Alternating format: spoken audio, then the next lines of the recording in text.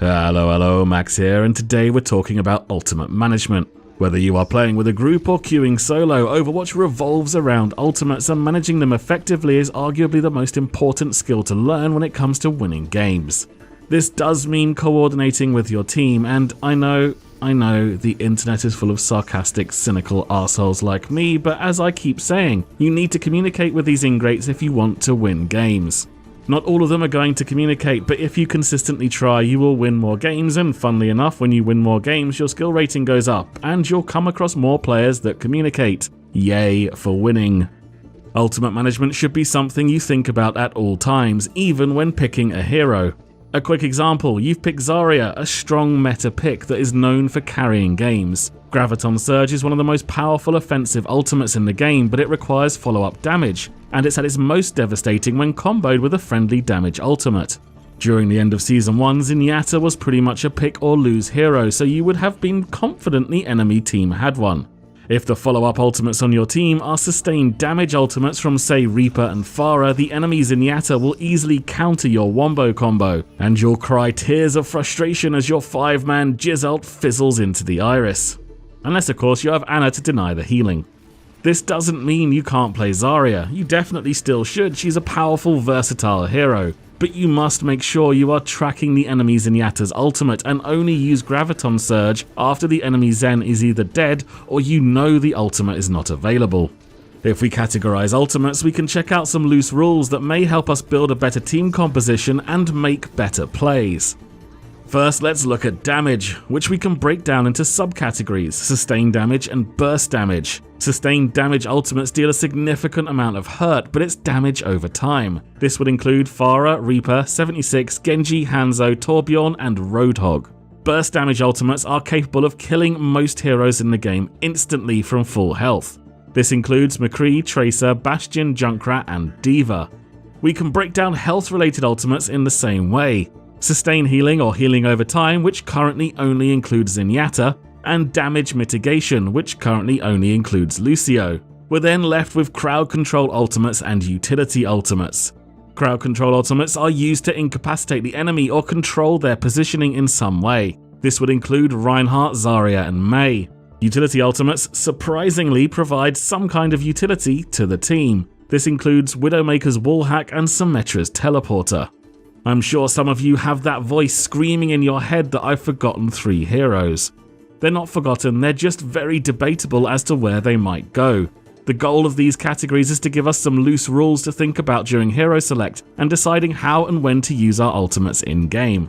With that in mind, we'll say Ana's ultimate is a sustained damage ult, as that's really what it provides in a game situation. Winston we're going to put into utility. I honestly would love to create another category for zoning ults, but I don't want to complicate things too much. Mercy's ultimate is in a league of its own. She has the only health-related ultimate that cannot be used to protect herself, but the trade-off is it is much more powerful than either Zenyatta's or Lucio's, as long as she is alive to use it. Now that we have these categories, we can establish our rules. With the example earlier, we already demonstrated that a sustained healing ultimate counters a sustained damage ultimate, with Zenyatta healing through Reaper's damage. However, burst damage ultimates ignore the sustained healing and kill full health targets. Damage mitigation ultimates counter burst damage ultimates, so if Tracer throws a pulse bomb into a Lucio ultimate, it's not going to kill everyone. However, sustained damage ultimates will blast through damage mitigation and kill everyone anyway.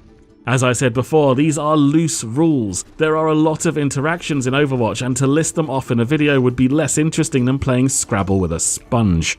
There are exceptions to these rules. For example, Roadhog's sustained damage ultimate will blast through Zenyatta's healing at point blank range, and Reaper's 590 damage ultimate is almost fully absorbed by Lucio's 500 hit point sound barrier. These rules are just a foundation to help with the decision making around ultimate management. Control ultimates are the best to combo off with damage ultimates, as we've seen multiple times already with Zarya and her Graviton Surge. Of course, Mei and Reinhardt can get similar results, although it can be much harder to pull off. Control ultimates can also be used to counter sustained damage ultimates. In the example here, I Earth Shatter the nano boosted Genji. The Genji is also using Dragon Blade. We're trading one of our ultimates for 2 of theirs, an obvious net gain, not to mention the fact that Genji is now dead. Even if he wasn't nano boosted, it's worth using that Earth Shatter to counter the Dragon Blade. You're trading ultimates, your team's not dying, and the enemy Genji is dead. You've definitely come out ahead. Ulting one person is not always going to be a waste. Now that we understand our ultimate categories, we need to track both friendly and enemy ultimates during the game. Friendly ultimates are easy. As I already said, you should be communicating with your team, but you can also check the score screen, and if the ally has a tick under their name, then they have an ultimate ready. Tracking enemy ultimates is something you're just going to have to pay attention to and communicate with your team. If you see an enemy use an ultimate, make sure everyone knows about it, and as you approach a fight, say who you think has ults and who doesn't. You're never going to know for sure, but if Zenyatta hasn't ulted for a minute or so, then he probably has one. If you're looking for a more detailed idea of ultimate charge times for each hero, I found a website, furiouspool.com. You can find a link to it in the description. Once we're tracking friendly and enemy ultimates and we know what can be used to counter what, we can start making plans to pressure or kill the right hero so we can use minimal resources to secure the win in any fight. Focus that Zenyatta and force him to blow Transcendent, setting up that Zarya Reaper wombo combo, getting the team kill by only using 2 ultimates. Staggering the use of ultimates is generally more important for defending, but with the time bank now in effect on payload maps too, it is something you need to consider when attacking as well. On the defending side, if you blow 4 or more ultimates to repel an attack that used only 2 ultimates, then the attackers will come into the next fight with a big advantage. Equally, if a point is lost, don't waste your sound barrier or transcendence just so you can escape. You're much better off dying and saving that ultimate for the next big fight. Of course, if you know reinforcements are seconds away and you just want to delay, then there might be value in using it to stall the objective. As I said, this is less vital for the attacking side, as even if you blow all of your ultimates, you will win the objective. However, with Time Bank in effect, using all of your ultimates to take any objective but the final one will likely slow down your next push, especially if you kill the defenders before they had a chance to use their ultimates.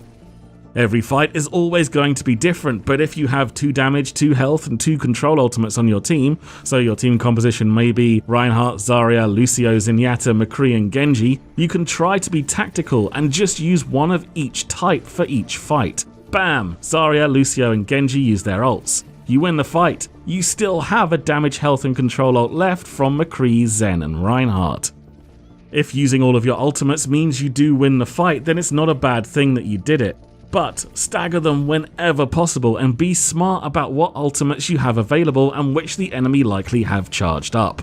It's unlikely always going to be as simple as the examples I've given here. Players of different skill will charge their ultimates at different rates. I've had Zaryas on my team who managed to fire off 2 ultimates in the same fight, and I've been the Zarya that fires multiple Graviton surges into D.Va's bloody defense matrix. But I hope this has given you some ideas that gets you looking at your games from an ultimate management point at all times, and helps you make strong tactical decisions about how to engage the enemy. Thanks for watching. You can follow me on Twitter at TotallyFutile, and we stream on twitch.tv/cynicalnerds. Our Patreon campaign is going strong on patreon.com/cynicalnerds. Thank you so much to everyone who is supporting us over there. Until next time, take it easy, and I'll see you soon.